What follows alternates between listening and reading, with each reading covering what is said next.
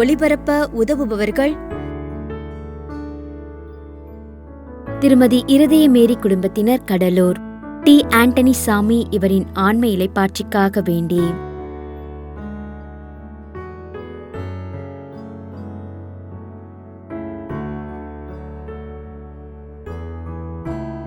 ஹெல்டா Francis குடும்பத்தினர், சாந்தோம், சென்னை. சகோதரர் ஸ்டீஃபா பிரகாசம் மற்றும் சாந்தா இவர்களின் ஆன்ம இளைப்பாட்சிக்காக வேண்டி. தந்தை, மகன், தூய ஆவியாரின் பெயராலே ஆமென்.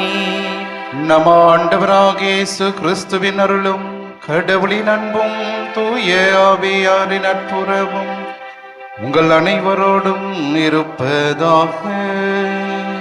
உமான்மாவோடும் இருப்பதாக. இயேசுவின் அன்புமிக்க சகோதர சகோதரிகளை, தூய மறை நிகழ்வுகளை நாம் தகுதியோடு கொண்டாட நம்முடைய பாவங்களை ஏற்று மனமருந்துவோம்.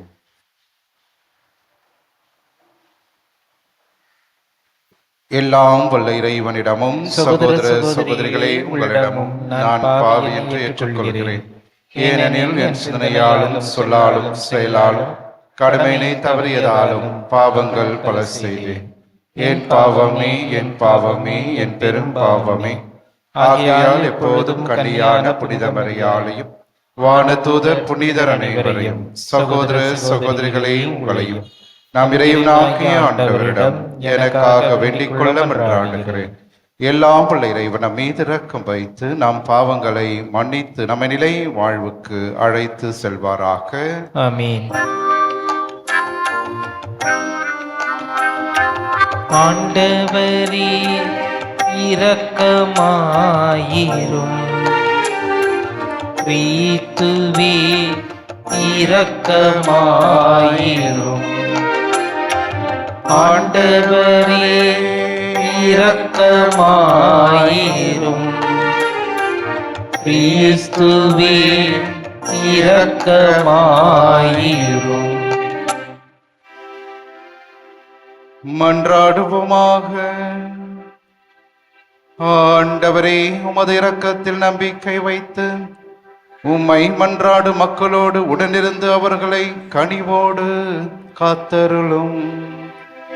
அதனால் பாவ மாசுகளிலிருந்து தூய்மைப்படுத்தப்பட்ட அவர்கள் புனித வாழ்வில் நிலைத்திருந்து முது வாக்குறுதியின் உரிமையாளர்களாய் திகழ்வார்களாக. உம்மோடு தூய ஆவியாரின் ஒன்றைப்பில் இறைவனாய் என்றென்றும் வாழ்ந்து ஆட்சி செய்கின்றவர் வழியாக உம்மை மன்றாடுகின்றோம். ஆமென். தொடக்க நூலிலிருந்து வாசகம். அதிகாரம் 17, இறைவார்த்தைகள் 3-9 முடிய. அந்நாள்களில் ஆபிரகாம் பணிந்து வணங்க கடவுள் அவரிடம் கூறியது, உன்னுடன் நான் செய்து கொள்ளும் உடன்படிக்கை இதுவே. எண்ணற்ற நாடுகளுக்கு நீ தந்தையாவாய். உன் பெயர் ஆபிரகாம் அன்று, ஆபிரகாம் என்ற பெயரால் நீ அழைக்கப்படுவாய். ஏனெனில் எண்ணற்ற நாடுகளுக்கு உன்னை நான் மூதாதையாக்குகிறேன். மிக பெருமளவில் உன்னை பழுகச் செய்வேன். உன்னிடமிருந்து நாடுகளை உண்டாக்குவேன். உன்னிடமிருந்து அரசர்கள் தோன்றுவர். தலைமுறை தலைமுறையாக உன்னுடனும் உனக்கு பின் வரும் உன் வழிமரபினரிடம் என்றுமுள்ள உடன்படிக்கையை நான் நிலைநாட்டுவேன். இதனால் உனக்கும் உனக்கு பின் வரும் உன் வழிமரபினருக்கும் நான் கடவுளாக இருப்பேன். நீ தங்கியிருக்கும் நாட்டையும் கானான் நாடு முழுவதையும் என்றுமுள்ள உரிமை சொத்தாக உனக்கும் உனக்கு பின் உன் வழிமரபினருக்கும் வழங்குவேன். நான் அவர்களுக்கு கடவுளாக இருப்பேன் என்றார். மீண்டும் கடவுள் ஆபிரகாமிடம், நீயும் தலைமுறை தோறும் உனக்கு பின் வரும் உன் வழிமரபினரும் என் உடன்படிக்கை கடைபிடிக்க வேண்டும் என்றார். இது ஆண்டவர் வழங்கும் அருள்வாக்கு. இறைவனுக்கு நன்றி.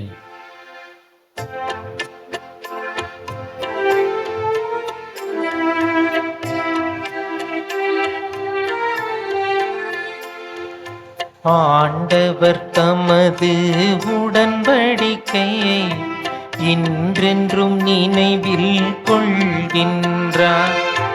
ஆண்டவர் தமது உடன்படிக்கையை இன்றென்றும் நினைவில் கொள்கின்றார். ஆண்டவரையும் அவரது ஆற்றலையும் தேடுங்கள், அவரது திருமுகத்தை இடையராது நாடுங்கள். அவர் செய்த வியத்தகு செயல்களை நினைவு கூறுங்கள். அவர்தம் அரும் செயல்களையும் அவரது வாய்மொழிந்த நீதி தீர்ப்புகளையும் நினைவில் கொள்ளுங்கள். அவரே நம் கடவுளாகிய ஆண்டவர். அவரின் நீதி தீர்ப்புகள் உலகம் அனைத்திற்கும் உரியன. ஆண்டவர் தமது உடன்படிக்கையை இன்றென்றும் நினைவில் கொள்கின்றார். ஆண்டவர் தமது உடன்படிக்கையை இன்றென்றும் நினைவில் கொள்கின்றார். உங்கள் இதயத்தை கடினப்படுத்திக் கொள்ளாதீர்கள், மாறாக ஆண்டவரின் குரலை கேட்பீர்களாக. ஆண்டவர் உங்களோடு இருப்பாராக. உமான்மாவோடும் இருப்பாராக. புனித யோவான் எழுதிய தூய நற்செய்தியிலிருந்து வாசகம். ஆண்டவரே மாட்சி உமக்கே.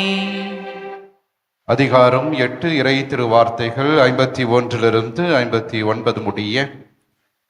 இயேசு யூதர்களிடம், என் வார்த்தையை கடைபிடிப்போர் என்றுமே சாக மாட்டார்கள் என உறுதியாக உங்களுக்கு சொல்கிறேன் என்றார். யூதர்கள் அவரிடம், நீ பேய் பிடித்தவன்தான் என்பது இப்போது தெரிந்துவிட்டது. ஆபிரகாம் இறந்தார், இறைவாக்கினர்களும் இறந்தார்கள். ஆனால் என் வார்த்தையை கடைபிடிப்போர் என்றுமே சாக மாட்டார் என்கிறாயே. எங்கள் தந்தை ஆபிரகாமை விட நீ பெரியவனோ? ஆபிரகாம் இறந்தார், இறைவாக்கினரும் இறந்தனர். நீ யார் என்று நினைத்து கொண்டிருக்கிறாய் என்றார்கள். இயேசு மறுமொழியாக, நானே என்னை பெருமைப்படுத்தினால் அது எனக்கு பெருமை இல்லை. என்னை பெருமைப்படுத்துபவர் என் தந்தையே. அவரையே நீங்கள் உங்கள் தந்தை என்றும் சொல்கிறீர்கள். ஆனால் அவரை உங்களுக்கு தெரியாது, எனக்கு தெரியும். எனக்கு அவரை தெரியாது என நான் சொன்னால் உங்களைப் போல நானும் பொய்யானவன். அவரே எனக்கு தெரியும். அவருடைய வார்த்தையையும் நான் கடைபிடிக்கிறேன். உங்கள் தந்தை ஆபிரகாம் நான் வரும் காலத்தை காண முடியும் என்பதை முன்னிட்டு பேரு வகை கொண்டார். அதனை கண்டபோது மகிழ்ச்சியும் கொண்டார் என்றார். யூதர்கள் இயேசுவை நோக்கி, உனக்கு இன்னும் 50 வயது கூட ஆகவில்லை, நீ ஆபிரகாமை கண்டிருக்கிறாயா என்று கேட்டார்கள். இயேசு அவர்களிடம், ஆபிரகாம் பிறப்பதற்கு முன்பே நான் இருக்கிறேன் என உறுதியாக உங்களுக்கு சொல்கிறேன் என்றார். இதை கேட்டு அவர்கள் அவர் மேல் எரிய கற்களை எடுத்தார்கள். ஆனால் இயேசு மறைவாக நழுவி கோவிலிலிருந்து வெளியேறினார். ஆண்டவரின் அருள் வாக்கு. கிறிஸ்துவே உமக்கு புகழ். இயேசுவின் அன்புமிக்க சகோதர சகோதரிகளே, யூதர்களுக்கும் இயேசுவுக்கும் கடுமையான வாக்குவாதம் நிலவுவதை இன்றைய நற்செய்தியானது நமக்கு படம் பிடித்து காட்டுகிறது. ஆண்டவராகிய இயேசு கிறிஸ்துவை அவர்கள் நம்ப தயாராக இல்லை. ஆகவே அவருடைய வார்த்தையை ஏற்றுக்கொள்ளாதவர்கள் நிச்சயமாக அவருடைய இறை தன்மையையும் ஏற்றுக்கொள்ள மனம் இல்லாதவர்களாக இருப்பதை நாம் பார்க்கின்றோம். ஆகவே இங்கே இயேசுனுடைய புனித தன்மையை, இறை தன்மையை மறுதலிக்கின்ற யூதர்களாக இவர்கள் இருப்பதை நாம் பார்க்கின்றோம்.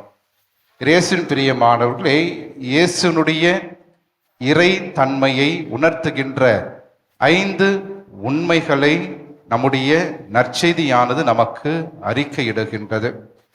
ஆண்டவராகிய இயேசுனுடைய பிறப்பு, ஆகவே இது தூய ஆவியாரின் வல்லமையால் நிகழ்ந்தது என்பதை நாம் நம்புகின்றோம். வார்த்தையானவர் மாமிசமானார். ஆகவே பிறப்பிற்கு முன்பு எல்லாம் வல்லவராக உலகம் படைக்கப்படும் முன் அவர் என்றுமே இருந்தார் என்பதை நாம் ஏற்றுக்கொள்ள அழைக்கப்படுகின்றோம்.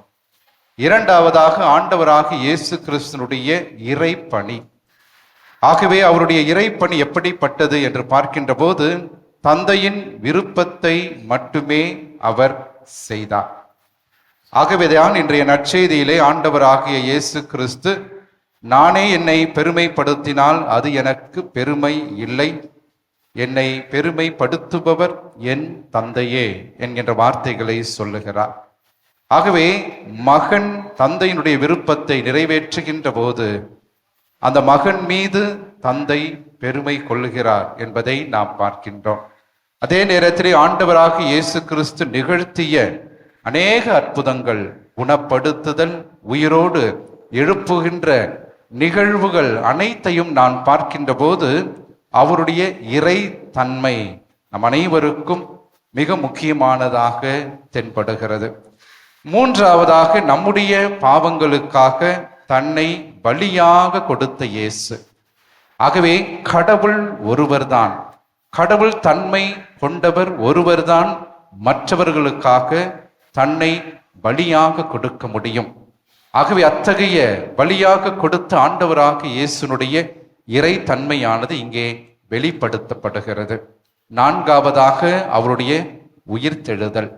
ஆண்டவராக இயேசு கிறிஸ்து உயிரோடு எழுந்தார், அவர் சாகவில்லை என்பதை நமக்கு உணர்த்துகின்ற இயேசுனுடைய இறை தன்மை இங்கே வெளிப்படுத்தப்படுகிறது. இறுதியாக அவர் மீண்டும் வருவார். ஆகவே கடவுளால் தான் மீண்டும் வர முடியும். ஆண்டவராக இயேசு கிறிஸ்து உயிரோடு இருக்கின்றார், விண்ணகத்தில் இருக்கின்றார், மீண்டும் அவர் மண்ணகத்திற்கு வருவார் என்பதை புரிந்து கொள்ளுகின்ற அந்த இறை தன்மையின் ஆற்றலை புரிந்து கொள்ள நம் அனைவரும் அழைக்கப்படுகின்றோம். எபிரேயருக்கு எழுதப்பட்ட அந்த புத்தகத்திலே நாம் பார்க்கின்றோம், ஆண்டவராக இயேசு கிறிஸ்து நேற்றும் இன்றும் என்றென்றும் மாறாதவர். ஆகவே என்றுமே மாறாமல் இருக்கின்றவர் நம் ஆண்டவராகிய இயேசு கிறிஸ்துனுடைய இறை தன்மையை இந்த வார்த்தையானது நமக்கு பிரதிபலிக்கின்றது. அன்புமிக்கவர்களே, இயேசுவை கடவுளாக ஏற்றுக்கொள்ள முடியாதவர்களாக யூதர்கள் இருக்கின்றார்கள். ஆகவே எங்கே இறைத்தன்மை இருக்கிறதோ அங்கே இறைத்தன்மையை குலைக்கின்ற எதிர் சக்திகளும் எப்போதுமே இருக்கும். ஆகவே இறைத்தன்மை எங்குள்ளதோ அங்கே அந்த இறைத்தன்மையை அங்கீகரிக்காத தீய சக்தியும் எப்போதும் உடன் இருக்கும்.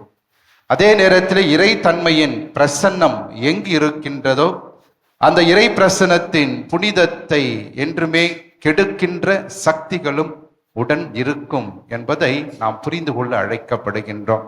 ஆகவே ஆண்டவராக இயேசு கிறிஸ்துவை அன்று யூதர்கள் எதிர் சக்தியாக, அவர்கள் ஆண்டவரை ஏற்றுக்கொள்ள முடியாதவர்களாக அவருடைய உள்ளங்கள் மழுங்கி போயிருந்தது, அவருடைய இதயங்கள் மூடப்பட்டிருந்தது. ஆகவேதான் ஆண்டவராக இயேசு கிறிஸ்து அவருடைய இதயங்களை திறக்க தொடர்ந்து வார்த்தையால் அவர் போராடி பார்த்தார். ஆனால் கடைசி வரையிலும் அவருடைய இதயங்கள் மூடப்பட்டிருந்தது என்பதை நாம் புரிந்து கொள்ள அழைக்கப்படுகிறோம். பேராயர் ஃபுல்டன் ஷீன் அவர்கள் இந்த இயேசுனுடைய இறைத்தன்மையை பற்றி அவர் சொல்லுகின்ற போது, யூதர்கள் மட்டும் அந்த இறைத்தன்மையை ஏற்றுக்கொள்ளாமல் இல்லை, இன்று நாமும் பலரும் அதுபோல இருக்கின்றோம் என்று சொல்லுகிறார். அவர் இவ்வாறாக சொல்லுகிறார், கிறிஸ்துவை எதிர்த்து நிற்கும் சமூகம் இன்றும் நம் மத்தியில், நம்பிக்கை கொண்டவர்கள் மத்தியில் உள்ளது. ஆகவே அவரின் திரு அவையில் நடக்கும் பிரிவினைகள், சாதி மோதல்கள், ஏழை பணக்கார வேறுபாடுகள், இவைகள் எல்லாம் கிறிஸ்துவின் இறை தன்மைக்கு எதிரான சக்திகள் என்று சொல்லுகிறார். ஆம், இறையேசுவின் பிரியமானவர்களே, நம்முடைய வாழ்க்கையில் நாம் பல தருணங்களிலே நான் நம்பிக்கையோடு இருக்கிறேன், இயேசுவை நம்பிக்கையோடு நான் ஏற்றுக்கொள்கிறேன் என்று சொல்லிக்கொண்டு இன்னும் நம்முடைய வாழ்க்கையிலே பலவிதமான விரோதங்களுக்கு, தீய சக்திகளுக்கு முன்னுரிமை கொடுக்கின்ற அவலம் இன்றும் நம்முடைய குடும்பங்களிலும் திரு அவையிலும் இருந்து கொண்டுதான் இருக்கிறது. ஆகவே எப்போதெல்லாம் நாம் ஆண்டவர் இயேசுனுடைய இறை தன்மைக்கு நாம் இப்படி எதிராக இருக்கின்றோம் என்பதை சிந்திக்க இன்றைய நாளிலே நாம் அழைக்கப்படுகின்றோம். ஆண்டவராக இயேசு கிறிஸ்து கடவுளாக இருந்தவர் மனிதனாக அவர் இவ்வுலகிற்கு வந்துவிட்டார். அதே நேரத்திலே ஏன் அவர் மனிதனாக இவ்வுலகிற்கு வந்தார் என்றால், நம் அனைவரையும் அவர் போல, அவர் சாயலாக, கடவுள்களாக நம்மை மாற்ற வேண்டும் என்ற ஆவல் கொண்டு நம்மிடையே வந்திருக்கின்றார். ஆகவே இந்த தவ காலத்திலே சிறப்பாக ஆண்டவர் மீது நம்பிக்கை கொள்கிறேன் என்று சொல்லுகின்ற போது, இயேசுனுடைய இறைமையை நான் ஏற்றுக்கொள்கிறேன் என்று சொல்லுகின்ற போது, இந்த உலக காரியங்கள், உலகத்திற்கு இருக்கின்ற அநேக தீய சக்திகளுக்கு நான் உடன் செல்லாமல் என்றுமே இறை தன்மையை நான் பற்றி கொள்ளுகிறேன், இயேசு மீது நம்பிக்கை கொள்ளுகிறேன் என்கின்ற வார்த்தைகளுக்கு ஏற்ப நாம் வாழுகின்ற போது ஆண்டவரை கடவுளாகவும் அவருடைய இறை தன்மையை ஏற்றுக்கொள்ளுகின்றவர்களாகவும் நாம் என்றும் இருக்கிறோம் என்பதை உணர்ந்தவர்களாக தொடர்ந்து நாம் இத்திருப்பலியிலே ஜெபிப்போம். ஆமென்.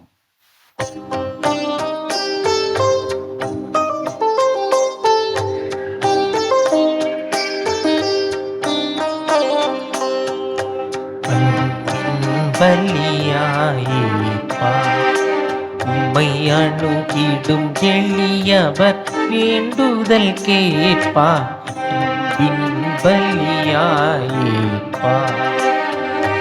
உண்படும் மனதின் துயர் தணிப்பார்.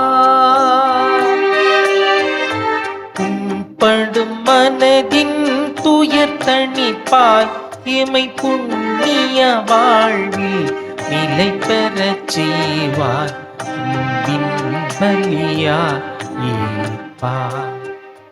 சகோதர சகோதரிகளே, என்னுடையதும் உங்களுடையதுமான இப்படி எல்லாம் உள்ள தந்தையாக இறைவனுக்கு ஏற்றதாகும்படி நாம் அனைவரும் இணைந்து மன்றாடுவோம். ஆண்டவர் தமது பெயரின் புகழ்ச்சிக்காகவும் ஆட்சிக்காகவும் நமது நன்மைக்காகவும் புனித திரு அவை அனைத்து நலனுக்காகவும் உமது கையில் இருந்து இப்பலியை ஏற்றுக்கொள்வாராக.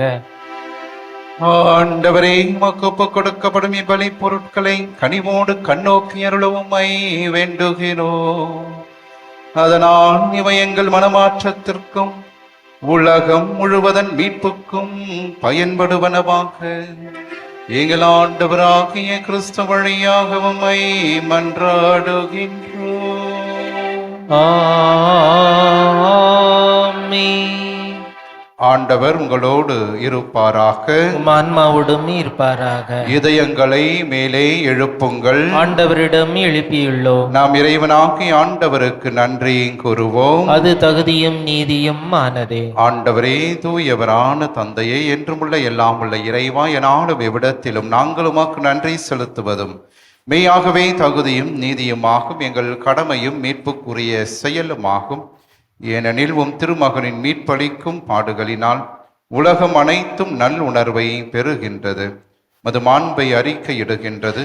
சிலுவையின் வியத்தகு வலிமையினால் உலகத்தின் மீது தீர்ப்பும் சிலுவையில் அறையுண்டவரின் அதிகாரமும் விளங்குகின்றன.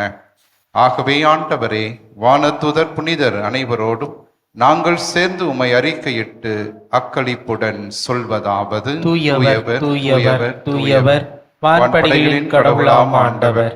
விண்ணகமும் மண்ணகமும் உமது மாட்சியால் நிறைந்துள்ளன. உன்னதங்களிலே ஓசன்னா. ஆண்டவர் பெயரால் வருகிறவர் ஆசி பெற்றவர். உன்னதங்களிலே ஓசன்னா.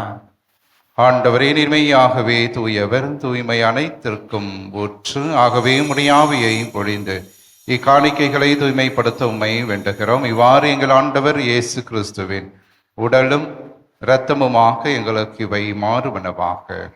அவர் பாடுபட உளம் கனிந்து தம்மை கையளித்த போது அப்பத்தை எடுத்து நன்றி செலுத்தி அதை பிட்டு தம் சீடர்களுக்கு அளித்து கூறியதாவது: அனைவரும் இதிலிருந்து பெற்று உண்ணுங்கள், ஏனெனில் இது உங்களுக்காக கையளிக்கப்படும் என் உடல்.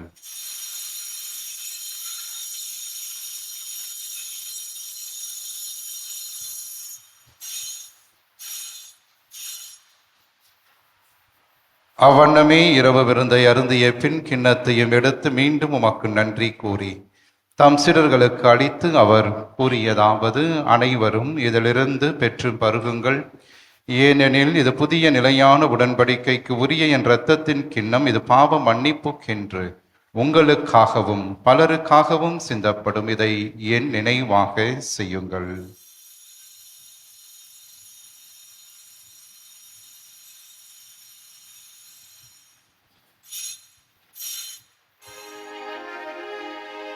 நம்பிக்கையின் மறை பொருள்.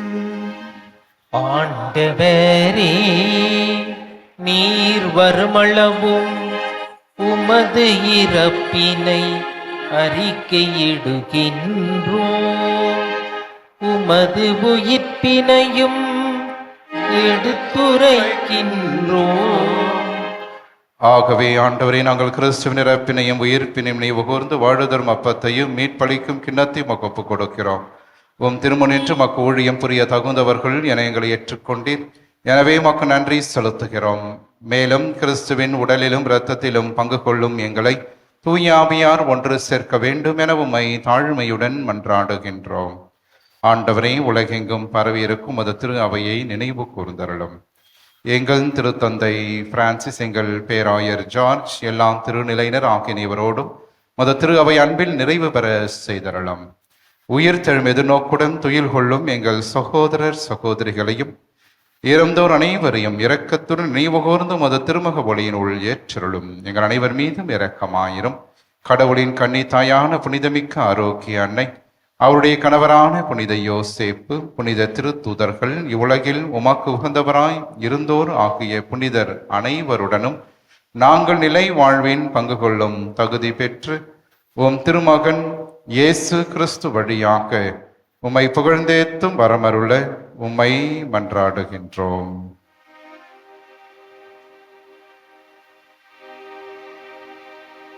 இவர் வழியாக இவரோடு இவரில் எல்லாம் வல்ல இறைவனாகிய தந்தையே, தூய ஆவியாரின் ஒன்றிப்பில் எல்லா புகழும் ஆட்சியும் என்றென்றும் உமக்கு உரியதே. ஆமென்.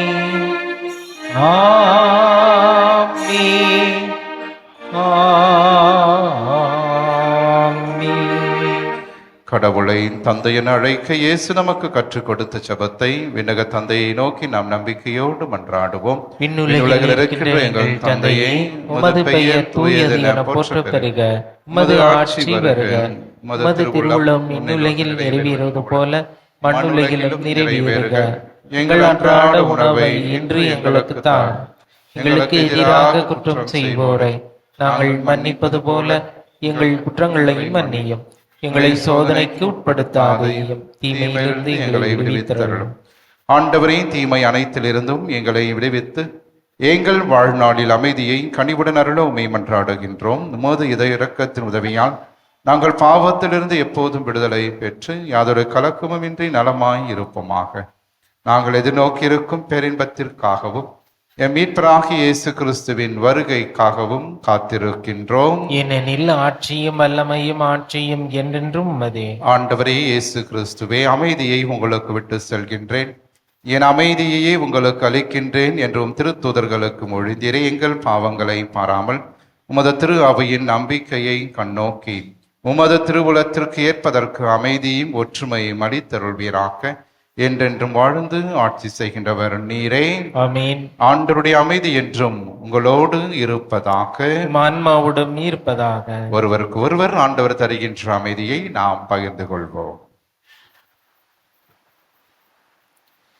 உலகின் பாவங்களை போக்கும் இறைவனின் செம்மறியே, எங்கள் மேல் இரக்கமாயிரும். உலகின் பாவங்களை போக்கும் இறைவனின் செம்மறியே, எங்கள் மேல் இரக்கமாயிரும். உலகின் பாவங்களை போக்கும் இறைவனின் செம்மறியே, எங்களுக்கு அமைதியை அளித்தருளும். இதோ இறைவனின் செம்மறி, இவரே உலகின் பாவங்களை போக்குபவர்.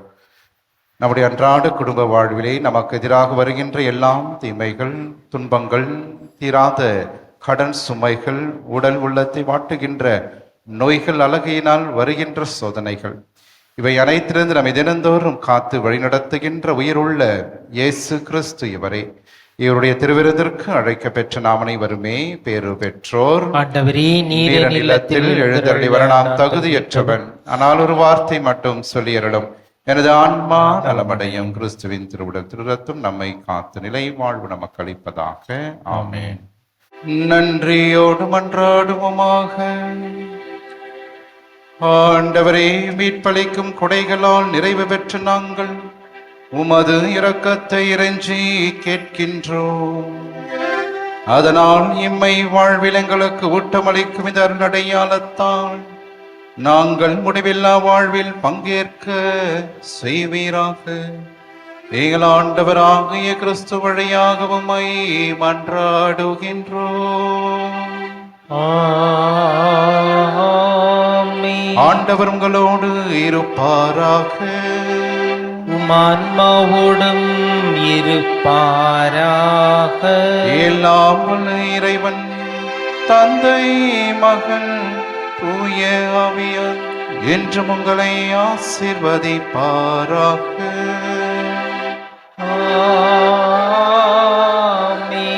ஆரோக்கியனின் ஆசிரோடு சென்று வாருங்கள். திருப்பலி நிறைவேறிற்று. இறைவனுக்கு திருப்பலி ஒளிபரப்ப உதவியவர்கள்: திருமதி இருதயமேரி குடும்பத்தினர், கடலூர். டி. ஆண்டனி சாமி இவரின் ஆன்ம இலைப்பாற்றிக்காக வேண்டி.